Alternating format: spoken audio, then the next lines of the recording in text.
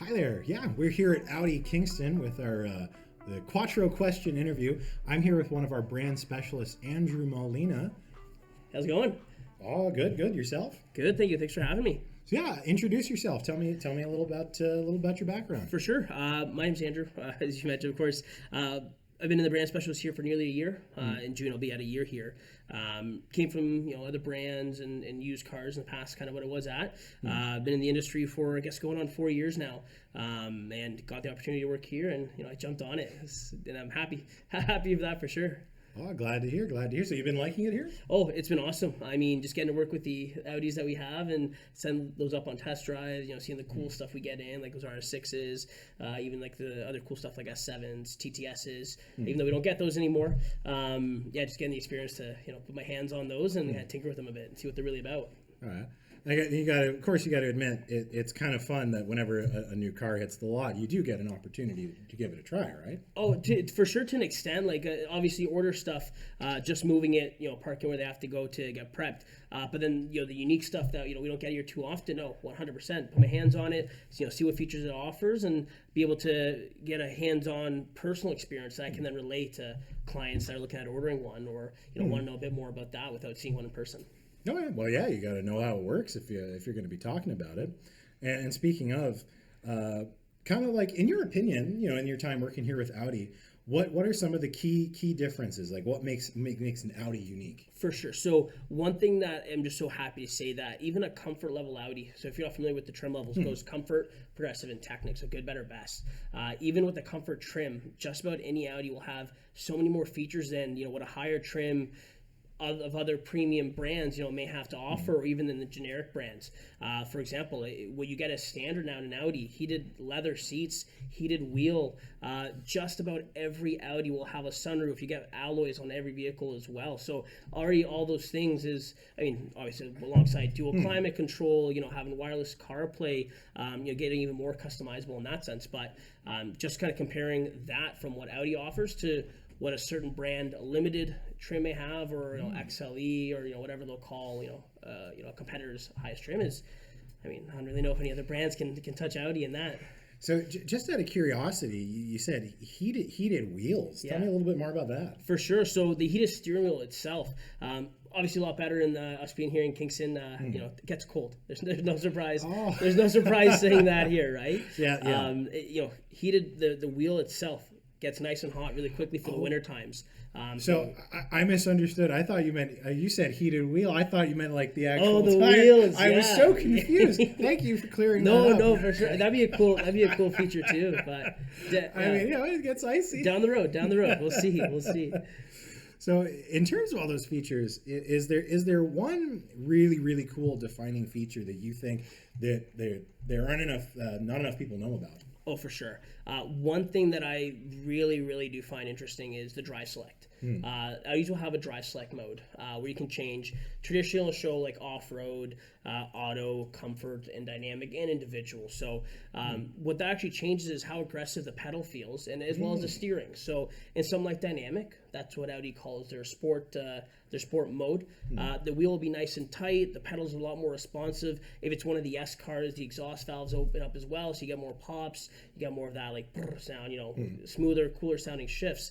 But then something in like comfort mode, which will be real soft driving in the sense of it still has its full power, but the pedal won't be as throwing you in your seat. Oh, yeah. The wheel's a lot easier and a lot lighter to move for maybe certain older people. That could be sometimes a challenge like too. Ergonomic mobility. Exactly, and then depending if the car is equipped with air ride, it will change that as well. So our electric cars, when you put them in the efficiency mode, it gets nice and low to the ground. That way, less drag, and you get the most out of every kilometer. That's really interesting. See, I didn't even know about that. And speaking of, like, what are some common misconceptions like some people might have when they come in to talk to you about an Audi? Oh, for sure.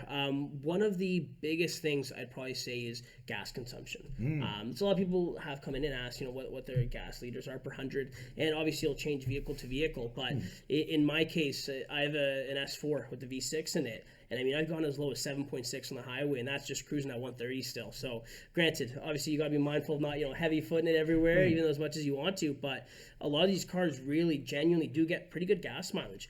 We've seen some of these Q5s, the gas ones, get nearly 1,000 kilometers per tank, which is it's insane for a gas vehicle. Diesel, sure, that makes sense, but on a gas one, it's pretty crazy how well they get. Wow, that's very impressive. So yeah, tell me a little bit about the lineup right now, like of the vehicles you got. What's exciting? What's exciting you? For sure. So one of the coolest vehicles that I find is for people that are looking at potentially exploring the electric route, the Q5e. The Q5e is Audi's current hybrid vehicle that we have to offer.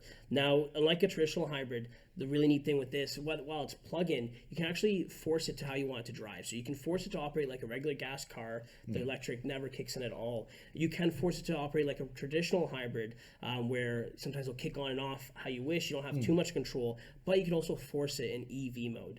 So that means you can force it to run as an electric vehicle until that battery drains out, and then the gas will kick in. Yeah. Huh. I didn't know about that. Yeah, I mean, it's the really coolest thing with that is, especially with people that are in towners, right? Someone that, let's say, the work is 5 minutes away from their home, they're going to Costco after. If they force it on EV and drive, to work in EV, drive to Costco in EV, go back home, they haven't used their gas motor at all that day, and they still got a full tank of fuel there. So like a single tank of gas could last months. It for sure, to an extent, it definitely could. Wow.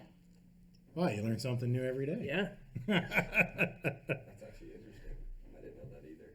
Those, I'm not sure if other brands do offer something similar. They very well could, but I mean, it definitely hasn't been heard of. I haven't heard of anyways in the 4 years that I've worked at, and I've had experience with certain brand hybrids, and they sometimes don't have the best electric range. Like it'll show 10, 15 kilometers, and sure they try to regenerate when when you're ripping around, when you're braking in town or slowing down, it tries to kind of make up some of that power back. But with these plug-in Q5Es, it's got a 40-kilometer range, and it will get better the lighter foot you have, or obviously the heavier foot, you may see a little bit less results, but just doing something like that, the concept of it, not having to fill up gas, you're plugging it in every night. Sure, you use a little bit of electricity there, but in the next day you're not turning the motor on. And like I said, if you're doing trips or if you just want to run on the gas, like I said, just easy click of a button. Easy click of a button. You don't have to go through settings to go find that. It's just right there, right by the push button start. Just click EV, and just like that, it's running on full electric. Wow, that's really cool. Huh? that is Who knew? Yeah. Wow. Well, yeah. Well, thank you so much for sitting down Of course, with us today. Of course, we are live here from Audi Kingston. So, if somebody, Andrew, wanted to come speak with you, how would they get in touch? Of course, you can find my work Instagram, Andrew from Audi, Andrew_from Audi. Not sure if you'll post it as a link here somewhere or a screenshot. It'll be on screen. Awesome. And then, or even reach out to my email, andrew@audikingston.com. I'd be more than happy to answer any questions we have, whether it's booking a test drive, whether chatting about more information of the vehicles that are coming in. Hopefully, we see some a lot cooler stuff soon, like an RS3 be neat. It just says Canada unfortunately doesn't get that, so any of our American viewers can enjoy that over us for now, anyways, until we get those. But yeah, anything like that, I'd be happy to answer. All righty. Well, that all sounds great. Well, thank you for stopping. Of course. by. No, thanks so much for having me. I appreciate it, guys. And yeah, we'll be back next time. Nice. That was great, guys. Cool. I love that.